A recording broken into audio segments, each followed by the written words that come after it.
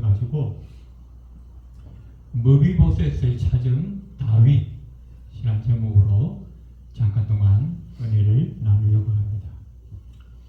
우리가 잘 아는 것처럼 다윗이 왕에 오르자마자 제일 먼저 한 일은 오랫동안 방치되어 있었던 하나님의 법궤를 되찾아오는 것이었습니다. 한 번 실패를 거쳐서 두 번째 성공하여 결국 모셔오게 됩니다. 그리고 이어서 다윗은 10년이 훨씬 넘는 기간 동안에 이 오랫동안 수백 년 동안 이스라엘을 괴롭혀왔던 주변의 이방 민족들을 다 정복하고 무찌르게 됩니다. 그것은 전적으로 하나님께서 다윗을 도와주셨기 때문이라고 우리가 지난 시간에 살펴보았습니다. 이렇게 하나님의 도우심으로 정복 전쟁이 이제 마무리되자 이 다윗의 마음에 불현듯 떠오른 것이 있습니다. 그것은 오랫동안 찾지 못했던, 챙겨보지 못했던 젊은 날 자기의 가장 생명보다 소중한 친구였던 요나단을 생각하게 됩니다. 그리고 요나단과 함께 맺었던 그 언약, 그 약속을 기억하게 됩니다. 이 사실 요나단은 이 다윗과 함께 정말 역사에 남을 만한 우정의 주인공으로 기록이 되고 있습니다. 아버지가 사울 왕이고 이 다윗은 자기와는 정적 관계입니다. 원수 관계입니다. 아버지가 왕이니까 자기는 가만히 있으면 저절로 왕이 되는 거예요. 그런데 다윗이 어느 날 갑자기 나타나서 자기보다 나이도 어린데 왕이 되어줘야 합니다. 하나님이 다윗을 택합니다. 얼마나 이 요나단에게는 기분 나쁜 일이 아닐 수가 없어요. 그럼에도 어떻게 해요? 이 요나단은 하나님이 이 다윗을 세우셨다는 것을 알아보는, 깨달을 수 있는 영적인 민감함이 있었다는 것이죠. 그래서 어떻게 해요? 머지않아 이 다윗이 이스라엘의 왕이 될 것이다. 그리고 어떻게 해요? 그때가 되면 이 원수로 지냈던 사울 왕, 자기 아버지와 어쩌면 자기에게까지도 힘들고 어려운 일이 생길지 모르겠다. 그것을 직감한 거예요. 그리고 이 다윗과 언약을 맺게 됩니다.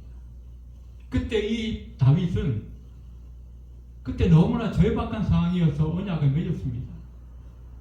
그런데 지금은 어떻게 해요? 온 나라를 통치하는 왕이 되었습니다. 이미 요나단은 죽었고 수많은 시간들이 지났어요. 그럼에도 불구하고 다윗은 그 언약을 잊어버리지 아니하였다. 오늘 본문에는 그 아들 무비보셋을 찾아서 왕궁에 드리고 큰 은혜를 베푸는 이야기가 본문에 기록이 되고 있습니다. 오늘 본문을 통해서 우리가 몇 가지로 교훈을 나누면서 하나님께서 주시는 은혜를 함께 묵상하기를 원합니다. 오늘 본문에서 첫 번째로 보게 되는 것은 친구와의 약속을 지키는 다윗의 모습을 봅니다. 방금 말씀드린 것처럼 이 요나단은 영적으로 민감한 사람이었습니다. 자기의 입장, 자기의 처지, 자기의 어떤 개인적인 마음 이런 걸 다 내려놓고 하나님의 뜻이 무엇인가를 깨달을 줄 아는 영적인 민감함이 있어요. 그래서 다윗이 머지않아 왕이 될 것을 미리 알았어요. 그리고 하나님께서 자기 아버지 사울을 버리셨다는 것도 알고 있어요. 그래서 나까지는 괜찮은데 그래도 내 자식들만은 좀 악한 일을 당하지 않았으면 좋겠다. 해를 당하지 않았으면 좋겠다. 그런 마음이 있었겠죠. 그래서 다윗과 언약을 맺자라고 말합니다. 사무엘상 20장 15절에 보시면 여호와께서 너 다윗의 대적들을 지면에서 다 끊어버리신 때에도 너는 너의 인자함을 내 집에서 영원히 끊어버리지 말라 하고,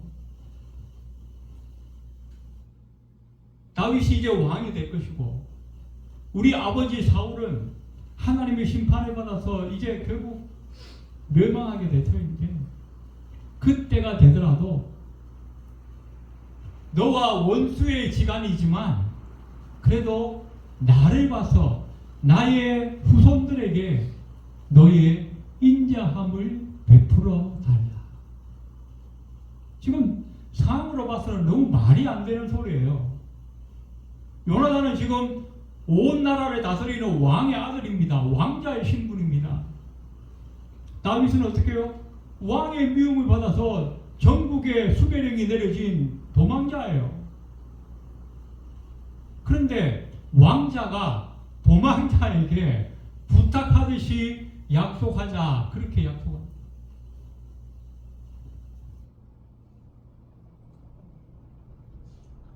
이 다윗은 고대 사회에서는 있을 수 없는 일을 지금 하는 겁니다. 정권이 바뀌거나 왕조가 바뀌면 어떻게 해요? 그 전 정권의 이 친척들, 자손들은 아예 실을 말려버립니다. 이슬람에서는 어떻게 해요? 그 오스만 왕조의 그 역사들을 보면 아들이 여럿이 있는데 그 중에 한 사람이 왕자가 되면, 왕이 되면 나머지 자기 형제들이 다 죽여버려요. 10명이 되든 20명이 되든 다 죽이거나 감옥에 가두거나 그렇게. 그만큼 이 정권, 이 권력이라고 하는 것은 무서운 것입니다. 그런데 다윗은 어떻게 해요? 그 당시 풍조와 상식과 전혀 반하는 일을 하고 있다는 것입니다. 더군다나 이 무비보셋은 사울의 직계 존속 아닙니까? 친척도 아니고 먼 이웃도 아니고 바로 손자예요. 손자, 직계 손자예요. 혈통이잖아요. 왕족의 혈통이잖아요. 그러면 얼마든지 이 무비보셋은 자기 자신이 그렇게 원하지 않더라도 주변 사람들이 으쌰으쌰 해가지고 당신이 왕족이고 왕의 혈통이니까 당신이 다시 그 왕조를 복원해야 됩니다. 그러면서 쿠데타를 일으킬 수 있는 얼마든지 여지가 있는 거예요. 그럼에도 불구하고 다윗은 전혀 정치적인 맥락에서 생각하지 않았어요.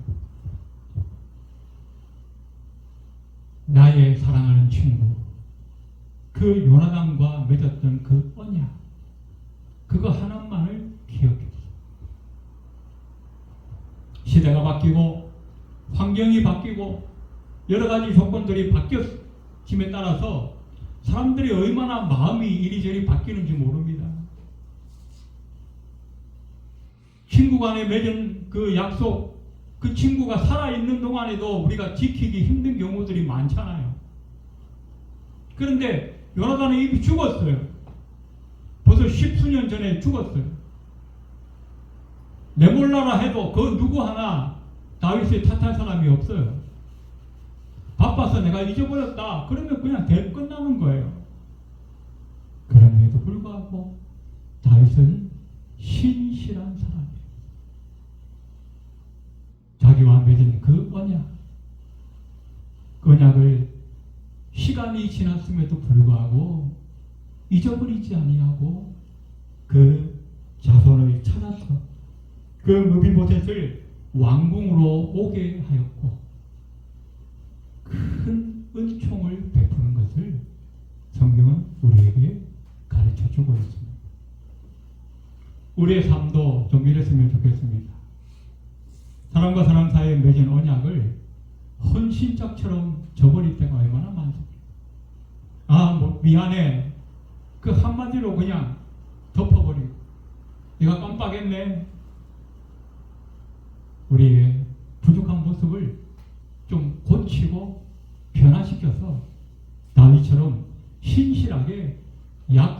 지킬 줄 아는 사람, 하나님 앞에서 사람 앞에서 우리의 신의를 지켜갈 줄 아는 사람, 그런 사람들이 되어지시기를 주님의 이름으로 축원해 드립니다. 두 번째 오늘 본문에서 보게 되는 것은 잘못된 것을 바로잡는 다윗의 모습을 보게 됩니다. 오늘 4절 말씀을 보시면 왕이 그에게 말하되 그가 어디 있느냐 하니 시바가 왕께 아뢰되 로드발 암미엘의 아들 마길의 집에 있나이다. 다윗이 사울 왕가의 남은 자들을 찾으니까 우선 그 사울 왕가에서 종으로 왕궁에서 아마 이 지배인 같은 역할을 했겠죠. 그 시바라고 하는 사람이 먼저 찾아왔습니다. 아마 가까이 예루살렘에 같이 살았던 것 같아요.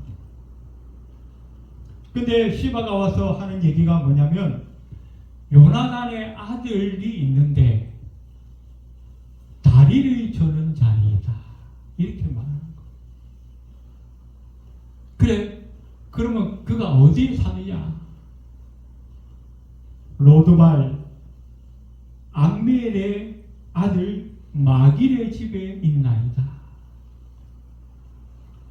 이 로드발이라고 하는 것은 이 히브리어 로다바르 이렇게 됩니다. 앞에 로라고 하는 것은 영어의 no, 없다, 아니다 그런 의미를 가집니다.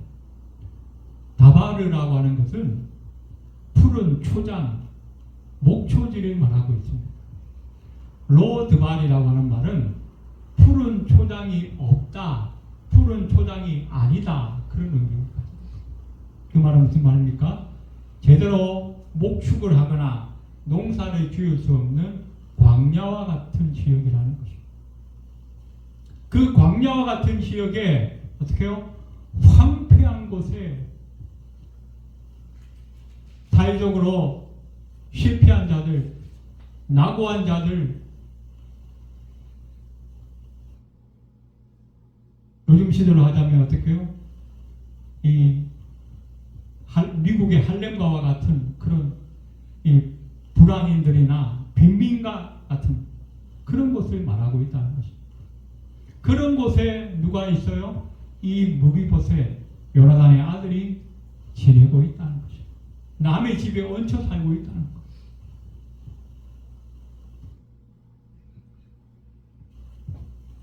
그런데 좀 이상함이 있지 않습니까?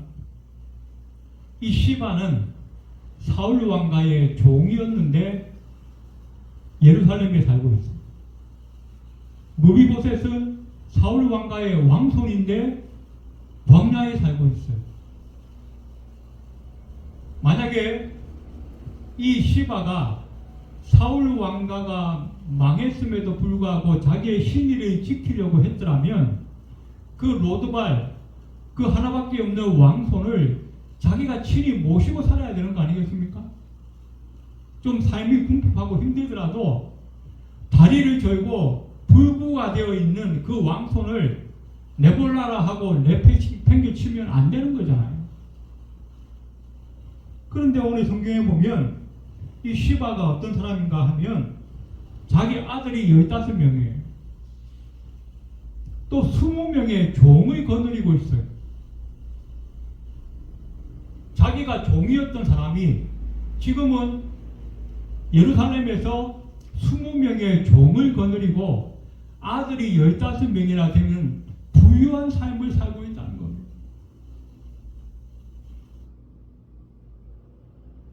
아들이 15명 정도 되려면 어떻게 해요? 아내가 최소한 30명은 돼야겠죠. 아내 30명과 아들 15명, 종 20명을 거느리려면 당시에 웬만한 귀족도 하기 힘들 만한 그런 부유층이라는 것입니다. 어떻게 이렇게 섬기던 왕조가 망하고 온 가족들이 죽고 그 가정이 풍비박산이 났는데 종이었던 사람은 이렇게 떵떵거리며 살 수 있느냐? 성경에 자세한 기록은 없지만 우리가 추정하건대 그 사울이 전사하자마자, 사울과 요나단이 전사하자마자 이 시바가 눈치를 챙겨가지고, 눈치 빠른 이 시바가 사울의 숨겨진 그 재산을 아마 착복했을 것이다. 우리가 추정해 볼 수 있다.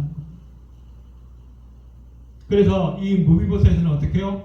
다윗이 이제 왕이 되었으니까 당신을 찾아서 언제 죽일지 모른다. 그러니까 사람들이 찾지 않는 외딴 곳에 가서 안전하게 생명을 부지하고 사십시오. 내가 적당히 챙겨드리겠습니다. 그러면서 겨우 먹고 살 정도의 그 양식만 주고, 자기는 예루살렘에서 15명의 아들 낳고 20명의 종을 거느리면서 떵떵거리며 살고 있었다.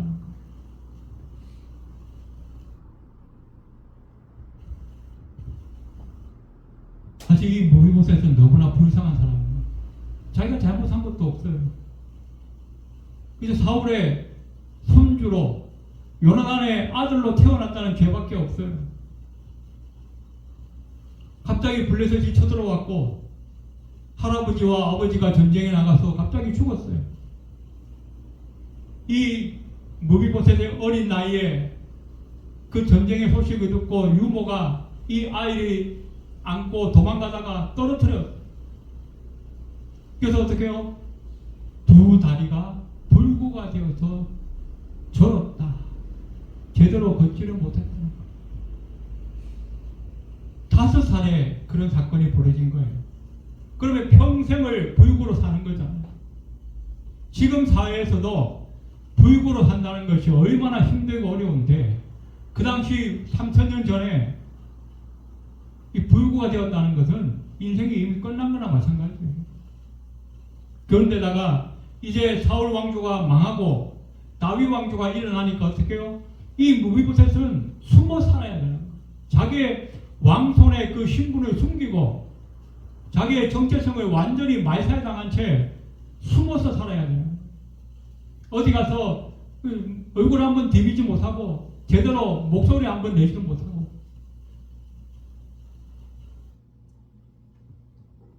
그런데 우리 하나님이 그 무비보셋을 불쌍히 여기셨어요.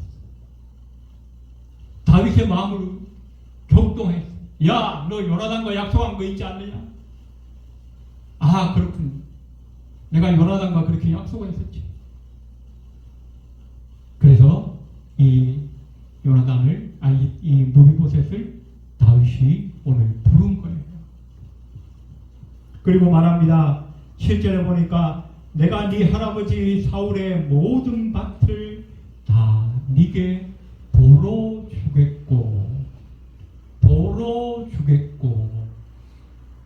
이 단어에 보면 하시보티라고 하는 히브리어를 썼습니다. 되돌려 준다, 다시 원상태로 회복한다, 그런 의미가 있습니다. 그래서 어떻게 해요?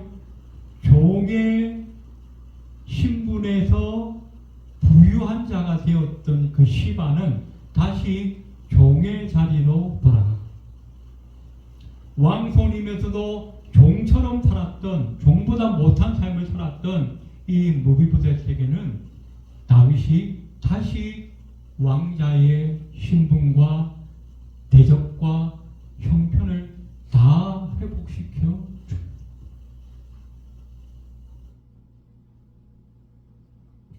구절에 보니까 왕이 사울의 시종 시바를 불러 그에게 이르되, 사울과 그의 온 집에 속한 것은 내가 다 네 주인 아들에게 주었노니 너와 네 아들과 네 종들은 그를 위하여 땅을 갈고 거두어 네 주인의 아들에게 양식을 대주어 먹게 하라.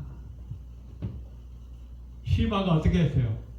아내를 여럿 거느리고 아들은 15명, 종 20명을 거느리고 뚱뚱하게 살았는데, 이제 다윗이 어떻게 해요?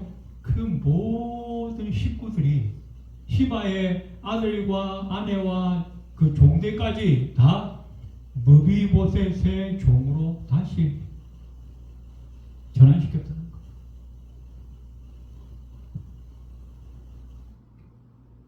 엄밀히 말한다면 사울과 요나단이 죽었어요. 그러면 이제는 그 사울과 요나단의 모든 재산이 누구에게 가는 게 맞아요? 무비보셋에게 가는 게 정당한 일이죠. 그걸 시바가 빼돌리면 불법이 되는 거죠. 불공정한 것이죠.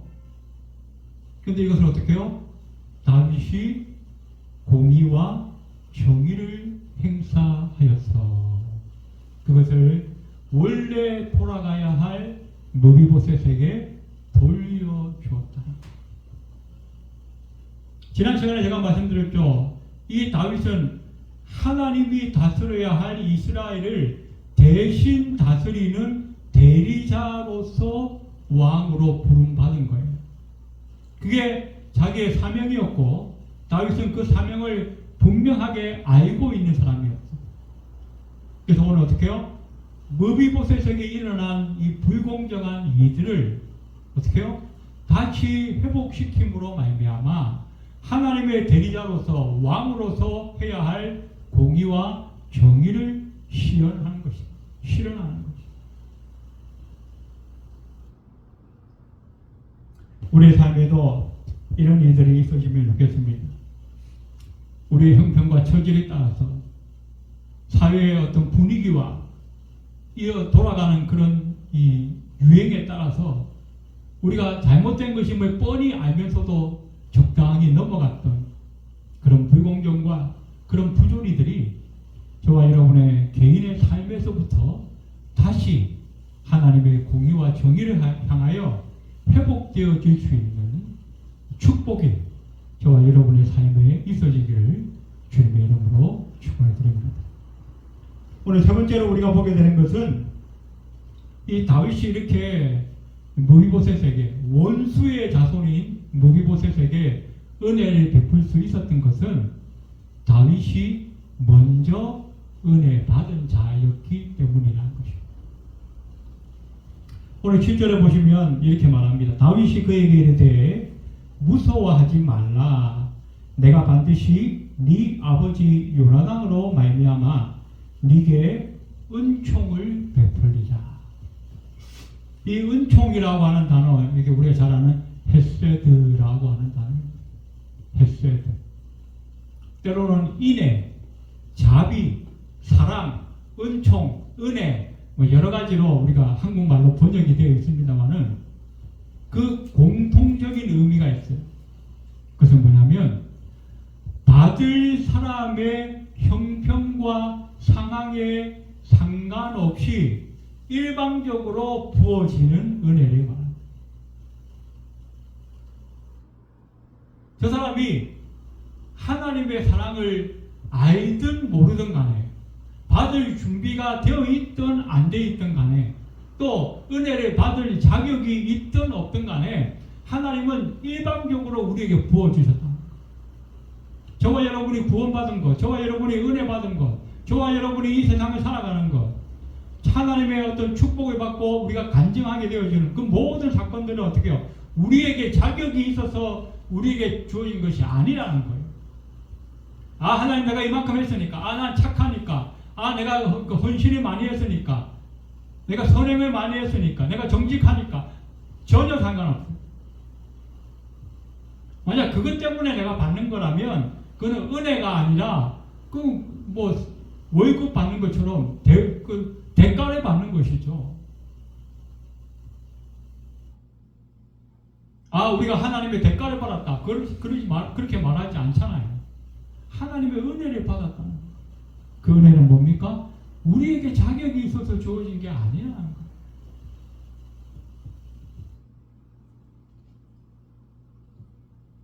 어떻게 보면 어떤 사람들은 그렇게 말할 수 있습니까? 다윗이 이제 모든 고난이 다 지나고 어려운 형편들이 다 끝났고 이제 최고의 왕의 자리에 올랐으니까 뭐 한 번쯤 그렇게 선행을 베풀 수 있는 거 아니냐? 아닙니다. 왕이 되었다고 해서 과연 사람들에게 그렇게 선행을 베풀 수 있을까요? 저와 여러분은 한번 생각해 보십시오. 갑자기 어느 날 나에게 1억이 생긴다고 한다면 그 1억 가지고 다른 사람들한테 통 크게 기부할 수 있습니까? 1억 생기면 뭐부터 생각하겠어요? 아, 집부터 바꿔야지. 차부터 바꿔야지. 아, 내가 좋은 명품을 좀 사야지. 그런 생각부터 먼저 하게 되잖아요. 아, 내가 지난번에 어떤 가난한 사람을 봤는데 그 사람에게 내가 이 돈을 기부해야겠다. 이렇게 생각하는 사람이 과연 몇 명이나 되겠습니까? 다윗이 왕위에 올랐다고 해서 어느 날 아침에 딱 자고 나니까 아, 내가 이제 왕이 됐으니까 내가 선을 베풀어야지. 말도 안 되는 거죠. 다윗이 최고의 권력의 자리에 올랐음에도 불구하고 자비와 은총을 베풀 수 있었던 것은 원수의 자손에게 은혜와 사랑을 베풀 수 있었던 것은 뭐예요? 왕이 되기 전에도, 가난한 목동 시절에도, 억울한 누명을 쓰고 쫓겨다니던 그 도망자 시절에도 늘 섬기는 삶, 베푸는 삶, 사랑의 삶을 살았기 때문에 지금 왕의 자리에서도 그게 가능한 거예요.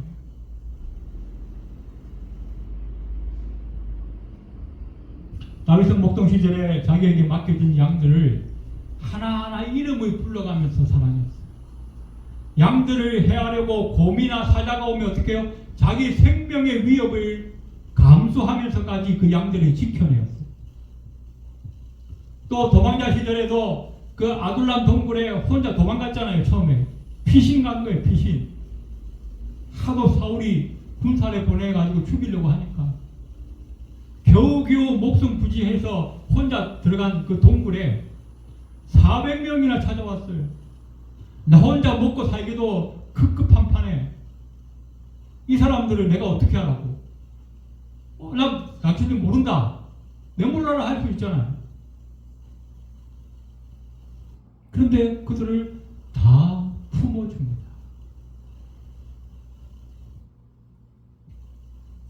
또 우리가 다 살펴본 것처럼 그 아말렉 족속이 이 시블락에 있는 자기의 가족들과 재산들을 다 침탈해 갔을 때도 그들을 쫓아갑니다. 쫓아가다가 어떻게 해요? 다 죽어가는 애국 소년 하나를 만나요. 병들어 죽어가는 그 소년을 시극정성으로 또 보살펴줘요. 그리고 또 그 아말렉을 마지막까지 끝까지 쫓아가야 되는데 600명 중에 200명이 어떻게 해요? 아이고 너무 힘들어서 못 가겠다. 우리는 좀 여기서 쉬어야겠다.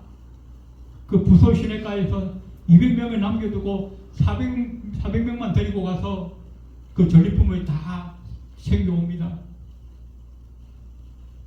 전쟁에 참석했던 사람들이 저 200명은 같이 참석하지 않았으니까 이 전리품을 나누면 안 됩니다. 그랬는데 다윗은 어떻게 해요? 아니다.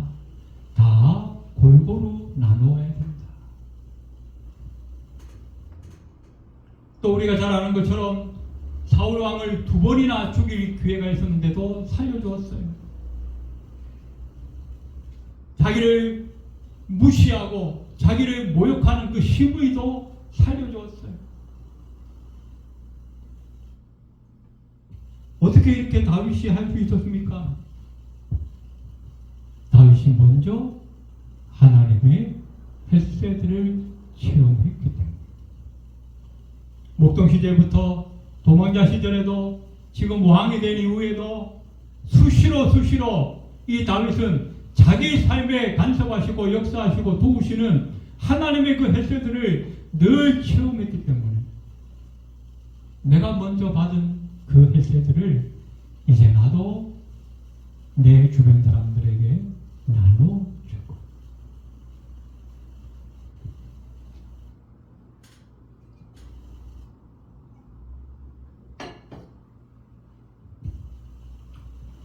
다윗이 왕이 된 것은 하나님의 대리자로서 하나님의 대신 통치하는 것이라고 말씀드렸죠. 하나님의 속성 공의와 정의라고 말씀드렸습니다. 그래서 왕은 이 공의와 정의로 백성들을 다스리는 거예요. 하나님을 대신해서. 그런데 여기 한 가지 중요한 것이 있어요. 그게 뭐냐면 이 공의와 정의가 사랑과 함께 하지 않으면 가장 무서운 폭력이 될 수 있다는 거예요. 너 잘못했지? 너 이리 와. 감옥 가. 너 잘못했지? 너는 사형이야. 너는 벌금 내야 돼. 법대로 하는데 그 법에 뭐가 있어요? 진상참작이라는 게 있어요.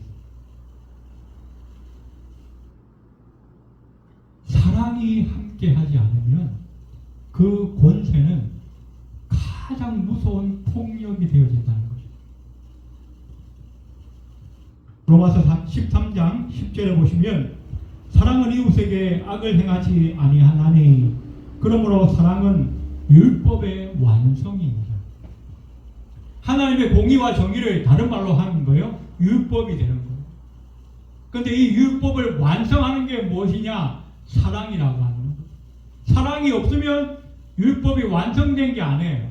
이 율법이 시행되기는 했지만 완성된 율법이 되지 못한다는 거예요. 오늘 다윗이 무엇을 했어요? 바로 하나님의 대리자로서 이스라엘 백성들을 공의와 정의로 다스리되 거기에 뭐가 함께 있었어요? 사랑을 가지고 하나님께서 자기에게 베풀어 주셨던 그 사랑을 가지고 공의와 정의를 실현한다는 것입니다.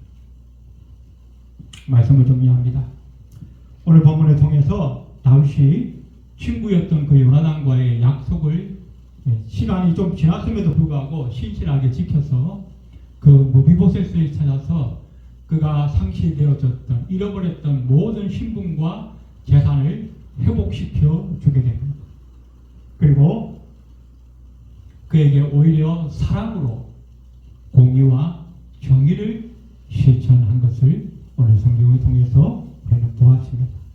오늘 예배하는 저와 여러분도 하나님의 사랑을 가지고 우리의 삶에 공의와 정의를 실현해낼 수 있는, 그래서 우리 주변 사람들에게 하나님을 증거할 수 있는 제사장의 삶을 살 수 있는 저와 여러분이 다 되시기를 주님의 이름으로 축원드립니다. 기도드리겠습니다. 공의신 하나님 은혜를 감사합니다. 우리도 다윗처럼 이 세상에서 우리의 삶에서 공의와 정의를 실현하되 사랑으로 행할 수 있도록 주님 축복하여 주셔서 우리의 삶을 통하여 하나님의 영광이 드러나고 우리 주변 사람들에게 하나님의 살아계심을 증거해 보일 수 있는 우리 모두가 될 수 있도록 인도하여 주옵소서.